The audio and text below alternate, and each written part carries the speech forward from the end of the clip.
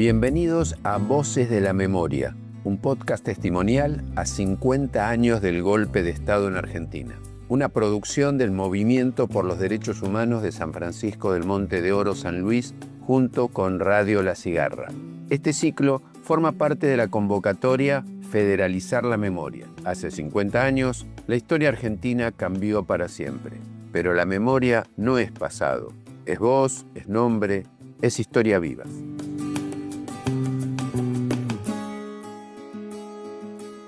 Hoy, en Voces de la Memoria, escucharemos a Pablo Yonto, periodista y abogado, querellante en numerosas causas de lesa humanidad y defensor y militante de los derechos humanos.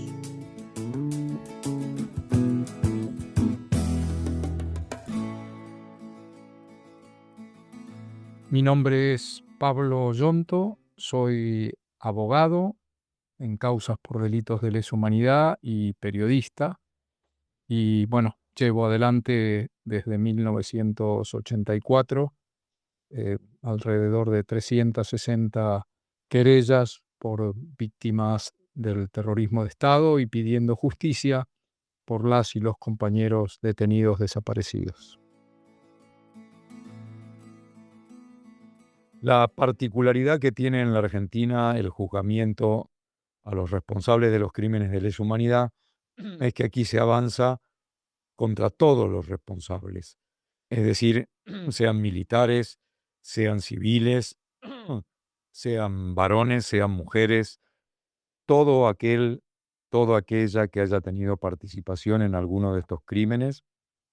en la Argentina va a ser juzgado. Se han condenado alrededor de 1.202 genocidas y la búsqueda de estos responsables continúa. En general, en la mayoría de los países en los que se han llevado adelante este tipo de juicios, se han buscado a los responsables jerárquicos. Acá en la Argentina se busca desde el más alto general, contraalmirante, brigadier, hasta el último de los policías o civiles que haya tenido algún grado de participación. ¿Cómo transmitir la importancia de estos juicios a las nuevas generaciones? Es una de las preguntas que nos hacemos desde hace muchos años y creo que una sola receta no la hay. Creo que en la Argentina se llevan adelante una gran cantidad de acciones de todo tipo, con mucha creatividad, para poder transmitir en forma de libro, de música, de documental, de película, de acción en la calle, ya sea poniendo una señalización, una baldosa, señalando una esquina donde ocurrió un secuestro, un asesinato, con los sitios de memoria, con el Estado, cuando desde el Estado algunos gobiernos, no otros, pudieron llevar adelante campañas. Por supuesto, el periodismo y muchos periodistas, no todos, llevan adelante esa tarea con información, pero sin duda la voz central la tienen las y los docentes, de todos, no solo de los docentes clásicos, digamos, los de primaria y secundaria, sino también las y los docentes de nivel inicial, las y los docentes de las universidades públicas y privadas, los docentes que cumplen tareas en institutos terciarios. Es impresionante el rol que ha jugado la comunidad educativa toda, pero en particular, bueno, quienes están en las aulas y que han hecho de todo y siguen haciendo de todo para que la transmisión de esa memoria de lo ocurrido no se corte en ningún momento. A quienes creen que o tienen algún pensamiento alrededor de hay que dar vuelta a la página y ya terminar con estos juicios, bueno, la respuesta tiene bastantes puntos para explicar, ¿no? Primero, que estos crímenes son imprescriptibles y que por lo tanto hay una obligación del Estado y de la sociedad de perseguirlos judicialmente para obtener esa justicia que los convertirá después a esos crímenes en crímenes sentenciados, condenados, y que esas sentencias servirán de ejemplo para que nunca más ocurra. Y por supuesto, la principal explicación política a quienes creen que hay que dar vuelta a la página es que no hay posibilidad de que estos crímenes no se repitan si el juzgamiento no se concluye, si no se lleva hasta el final el, el juzgar a los genocidas. La búsqueda del nunca más tiene que ver con esto, ¿no? De que la sociedad reciba todos los meses, todos los días, todos los años, el claro mensaje de que quien comete estos crímenes no debió haberlos cometido y que quien piensa alguna vez en cometerlos, que sepa que va a ser juzgado por las futuras generaciones. Y eso es para todo el mundo, no solo para la Argentina, es para que también se sepa en la comunidad internacional que quien cometa esos crímenes en cualquier parte del mundo, esos crímenes aberrantes, la desaparición forzada, la tortura, los planes de exterminio, bueno, que sepan que en algún momento, en algún país, se los va a juzgar. ¿Qué me ha marcado a mí en estos años de llevar juicios desde 1982, ayudando a abogados como estudiante de abogacía o después que me recibí en 1984? Y me marcaron sin duda el juicio a la Junta por escuchar de voz de los primeros sobrevivientes que se sentaban en escenarios públicos a contar el horror. Eso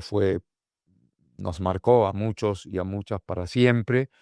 Eh, Creo que nos pasó algo muy parecido eh, como audiencia a lo que les pasó a personas relevantes que fueron a ver ese juicio a las juntas, como le sucedió a Jorge Luis Borges. Quedamos marcados eternamente con esos testimonios, sobre todo el de Iris Avellaneda, el de de Adriana Calvo, el de Pablo Díaz, de La Noche de los Lápices. Bueno, fueron testimonios conmovedores, desgarradores, que nos hicieron llorar, pero también sentir bueno, que teníamos una tarea fuerte de ahí en adelante, que era transmitir todo esto a lo que pudiésemos de la sociedad y en mi caso, bueno, a luchar para encontrar a los responsables y para dar algún tipo de respuesta a la familia y a la sociedad que busca justicia. Y por supuesto también hubo momentos en que uno ha quedado marcado en determinados juicios, siempre por los testimonios, ¿no? Recordar testimonios de hijos, hijas de desaparecidos que contaban el horror que habían visto cuando fueron testigos siendo niños de ese crimen de entrar a las casas y arrasar con todo y llevarse no solo a sus padres, llevarse sus juguetes, los libros, la cocina, la garrafa, como contaba una hija de desaparecidos, ese saqueo eh, y ese horror, bueno, contado por quienes eran niños y tenían ese recuerdo, eh, siempre me ha marcado. Lo mismo cuando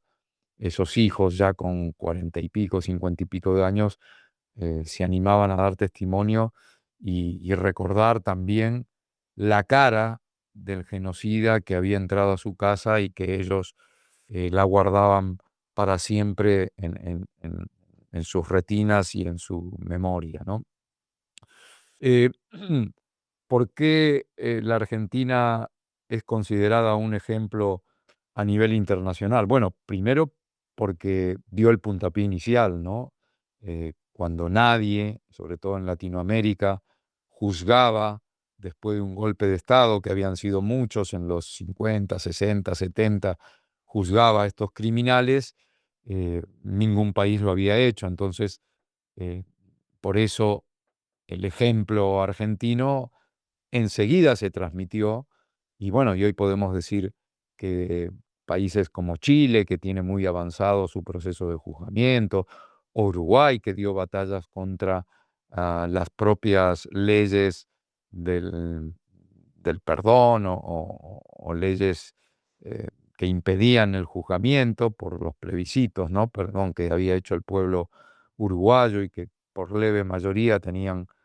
el voto de la sociedad diciendo que no se lo juzgara, pero sin embargo el movimiento de derechos humanos uruguayo siguió porque creemos, vio en el ejemplo argentino de la persistencia, de que aquí en Argentina las madres de Plaza de Mayo y el movimiento de derechos humanos, pese a los indultos, pese a la ley de obediencia debida, pese a la ley de punto final, habían seguido batallando y creando alternativas para el juzgamiento, ¿no? Ya sea con los juicios por la verdad, llevando los casos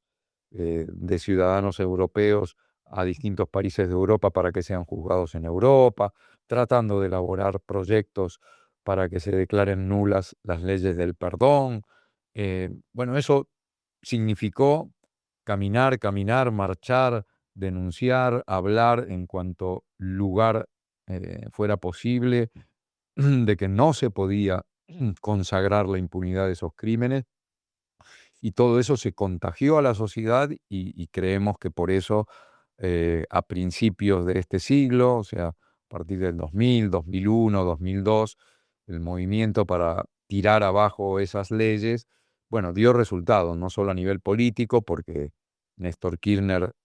llevó adelante una política para terminar con la impunidad, sino porque los jueces, las juezas entendieron con fundamentos que tenían que ver con el derecho internacional de los derechos humanos,